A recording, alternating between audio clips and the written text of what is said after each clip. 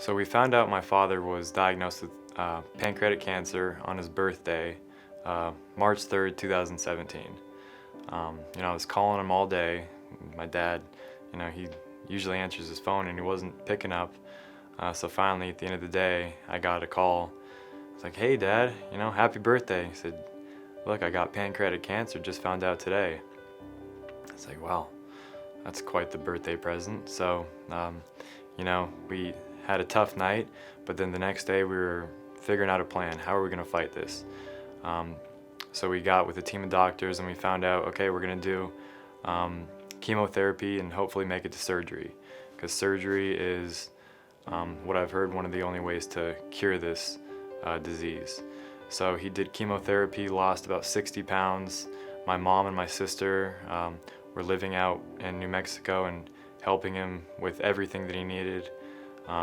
Got to surgery in September. That was the big day that we were waiting for. He went into surgery, and after about an hour, the doctor gave us a call and said we found metastases on the liver, so we're gonna have to stop. So that was obviously very tough for us. That was a huge blow to all of our hearts. But we didn't stop there. We kept fighting.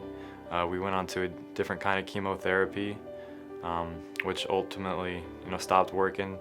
But we still didn't give up. Went to a clinical trial, and that ultimately, took his life.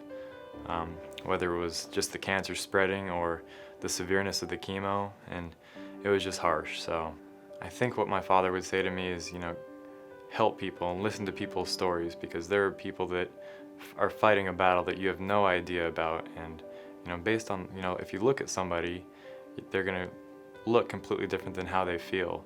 And if you can help somebody in any way, even if, they're not directly affected, but if their friend or their father or their, someone very close in their family is affected, listen to their story and help them the best you can. And all you can do is, I guess offer help, because I think a lot of us, when we're going through something tough, people ask, what can I do? And it's really hard to, tell someone what they can do, because you've never really been in a situation like that.